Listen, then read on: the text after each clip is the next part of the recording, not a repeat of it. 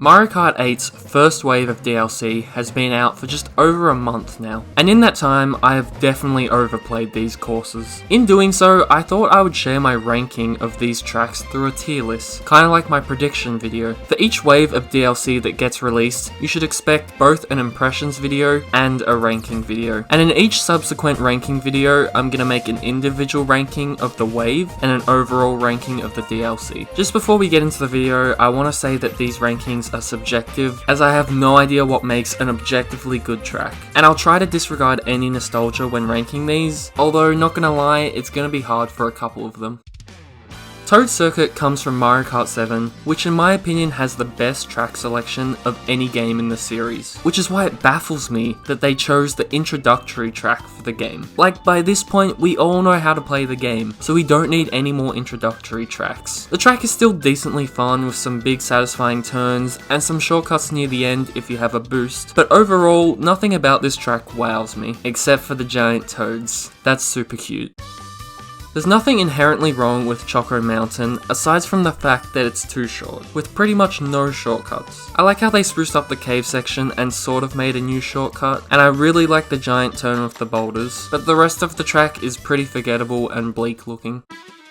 I think the tour tracks can be really hit or miss, as they're based off real cities which can lead to some interesting tracks. But in this case, the city of Paris just isn't that interesting. The coolest section of this track is definitely the third lap where you go backwards. And the first two laps were pretty fun the first time I played them, but after playing them quite a few times, the track design became really boring. And there's really only one shortcut you can take. I really wish the little roads like these were shortcuts if you had a boost. It would just add an extra element to a track that is currently lacking.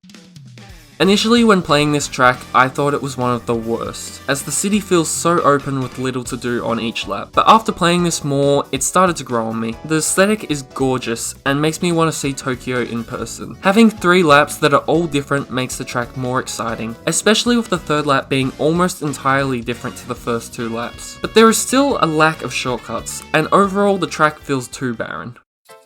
Coconut Mall will forever be a fan favourite due to its uniqueness and fun track design, and although they kinda butchered the remake, I still think the track maintains its fun factor. Many of the complaints about this remake focus on the cars not moving and the Shy Guys replacing the Miis, as well as the escalators being replaced by speed ramps. I don't really care about them changing the escalators, but the cars not moving is really a letdown, and the Shy Guys replacing the Miis really confuses me. One second they want to bring back Miis, then the next second they pretend they never existed. Which one is it, Nintendo?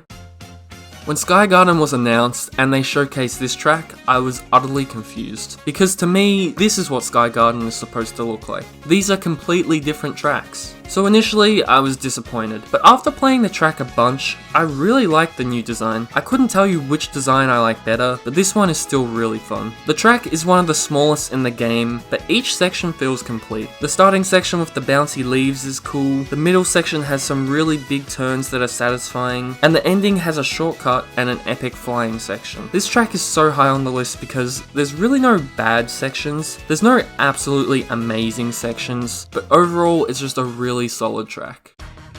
This track absolutely wowed me the first time I saw it. There was just shit happening 24/7. Like the start section with multiple different levels, and the spikes from the ceiling that crush you. Oh, what the hell is this? You can get impaled? I love it.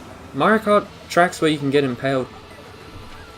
I can't even speak. I can't say anything without more shit just appearing on screen. Then the gang of Shy Guys just turn into bananas. Like, what the fuck is even happening at this point? The aesthetics for the track is stunning, and that's very apparent when you're gliding through the Zen Garden and driving on the rooftops. Although now I pretty much stick to the bottom path, it's cool to see how many different ways you can traverse this track, as there's so many upper paths. I just wish they gave you more of an incentive to go different paths. Like maybe if you go a slower way, there's a guaranteed mushroom in an item box, kinda like in DK Pass.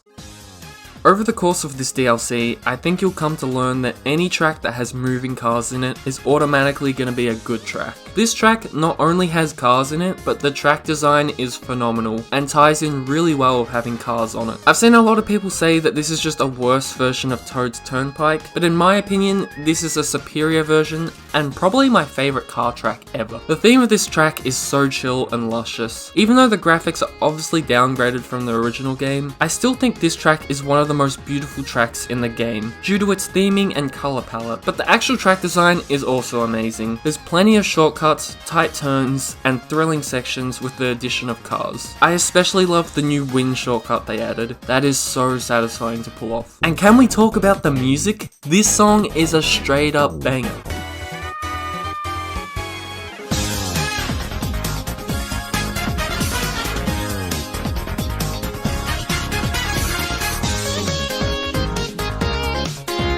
Way better than the original.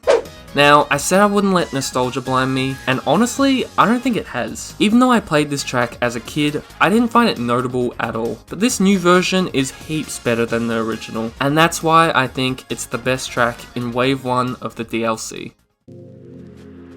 So overall, I think Wave 1 has been a mixed bag. Golden Mushroom Cup was pretty average with the exception of Coconut Mall, and Lucky Cat Cup was a lot better. If they keep adding tracks like Shroom Ridge and Ninja Hideaway, then I'll be very happy.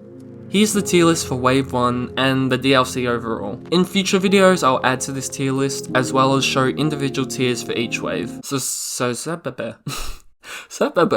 Yeah, you know what I'm saying. So go subscribe and don't miss out on that. Fucking hell, I can't speak at all.